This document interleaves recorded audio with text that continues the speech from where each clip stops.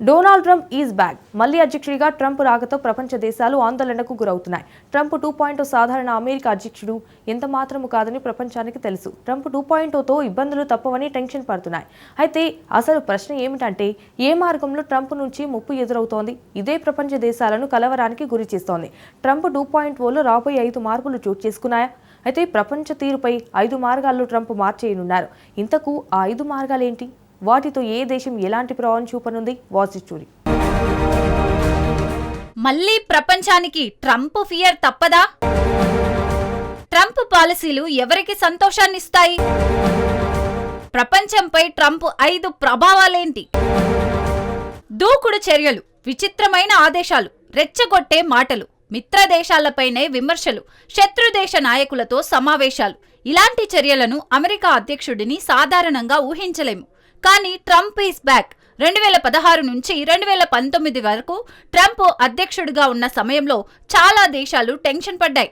Trump రాకతో ఆయా దేశాలతో పాటు మిత్ర దేశాల్లోనూ భయం కూడా తిరిగి వచ్చింది.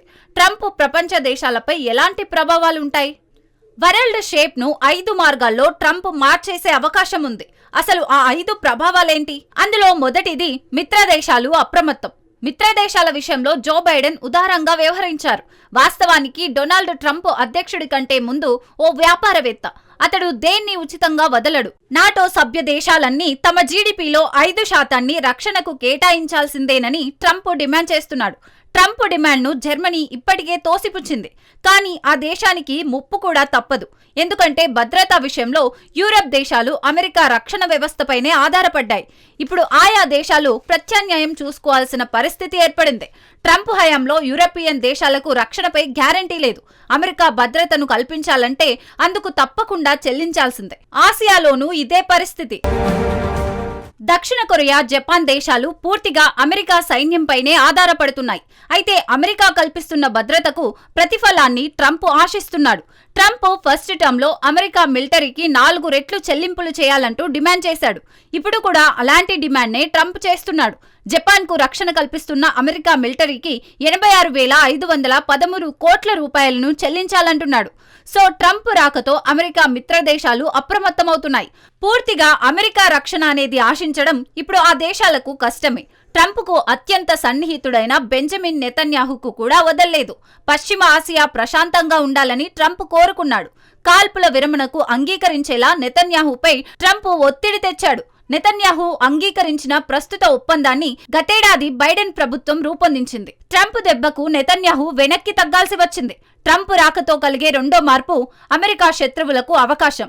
అమెరికా శత్రువుల జాబితాలో రష్యా అధ్యక్షుడు వ్లాదిమిర్ పుతిన్ టాప్ లో ఉన్నాడు.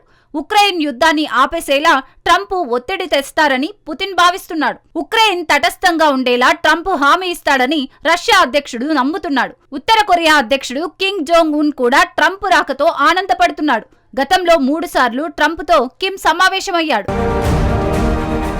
ట్రంప్ కిమ్ సమావేశాల ఎజెండా ఏమిటంటే అణ్వాయుధాల నిర్వీర్యం చేయడమే. ఈ చర్చలను కొనసాగిస్తే ట్రంప్ ఆంక్షలను ఎత్తేస్తాడని కిమ్ భావిస్తున్నాడు. ట్రంప్ రాకతో చైనాకు మాత్రం భిన్నమైన అవకాశం లభించనుంది. అమెరికా ఫస్ట్ అన్నదే ట్రంప్ విధానం. ఈ పాలసీ కారణంగా ట్రంప్ పాలన తొలి విడతలో అమెరికా మిత్రత్వం బలహీనపడింది. అంతేకాదు విదేశాలపై దృష్టి సారించడానికి కూడా అమెరికా తగ్గించుకుంది.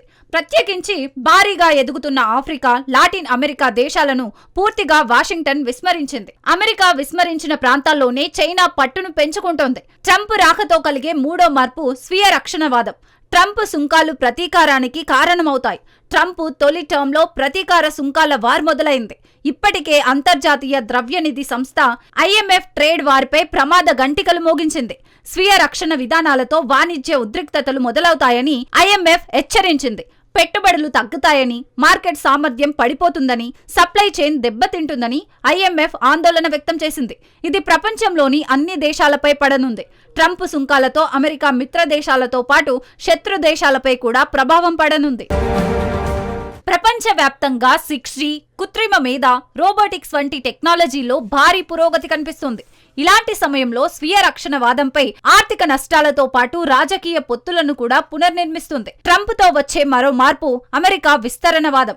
ట్రంప్ 1.0, ట్రంప్ 2.0కు మధ్య ప్రధాన తేడా విస్తరణవాదమే.